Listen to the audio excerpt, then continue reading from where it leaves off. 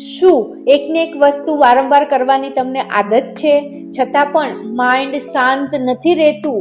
તો આ એક પરફેક્શન નથી, આ એક ઓસીડી છે. તો પ્લીઝ આ વિડીયો સ્કીપ ન કરતા, તમારા માટે બી શાયદ હોઈ શકે. તો આજે હું તમને ઓસીડીની વાત કરવાની છું. ઓસીડી એટલે શું અને ઓસીડી માંથી આપણે કેવી રીતના બહાર આવવું એ હું તમને આ વિડીયો દ્વારા તમને આજે તમારી સાથે શેર કરીશ. તો કે OCD, O એટલે ઓબ્સેસિવ, C એટલે કમ્પલ્સિવ અને D એટલે ડિસઓર્ડર. ઓબ્સેસિવ કમ્પલ્સિવ ડિસઓર્ડર એટલે OCD. તો હવે ઓબ્સેસિવ એટલે શું છે?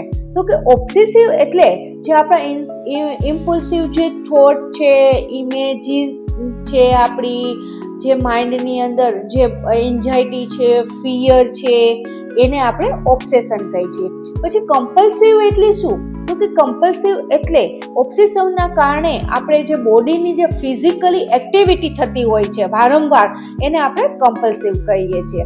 તો કે કમ્પલ્સિવની અંદર ઘણીવાર લોકોને જુદી જુદી ફિઝિકલ એક્ટિવિટી થતી હોય છે. ઘણા પેશન્ટ હોય છે વારંવાર હાથ ધોતા હોય છે, લોક દરવાજાના એના લોક ચેક કરતા હોય છે. એવી રીતના બધાને જુદી જુદી હોઈ શકે છે. અને જ્યારે કમ્પલ્સિવ છે એ સ્ટ્રોંગ થાય છે એટલે તમે ઓસીડી છે એ એક ડિસઓર્ડર બની જતો હોય છે. તો પહેલા આપણે શું કરવાનું છે? તો કે જે ઓબ્સેસિવ છે, આપણા માઇન્ડની અંદર જે થોટ છે, ઇમેજિંગ છે, જે એન્ઝાયટી છે, જે ફિયર છે, એ આપણા કંટ્રોલમાં નથી. એને આપણે કંટ્રોલ કરવાની નથી. જેવી રીતના આપણે એને કંટ્રોલ કરતા જશું એવી રીતના એ સ્ટ્રોંગ બનતી જશે.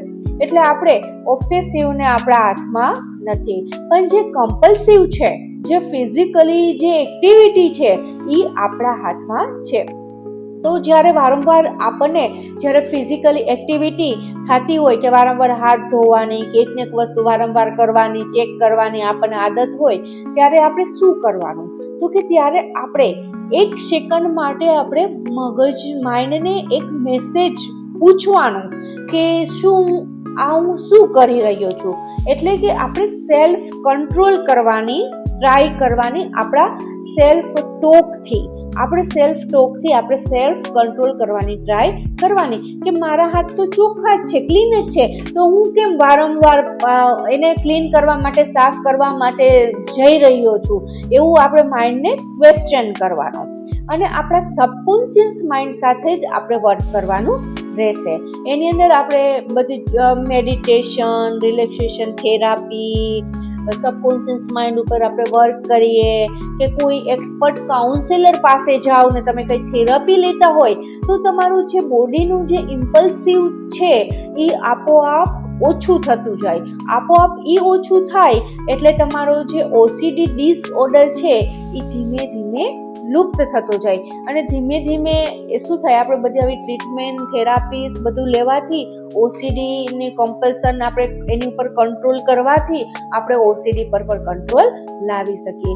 તો જો ફ્રેન્ડ તમને પણ આવા કમ્પલ્શન થતા હોય બોડીની અંદર, ઓસીડીની અંદર કાંઈ બી આવી કમ્પ્લેન હોય તમને કમ્પલ્સિવની, તો તમે પ્લીઝ કોમેન્ટમાં લખો.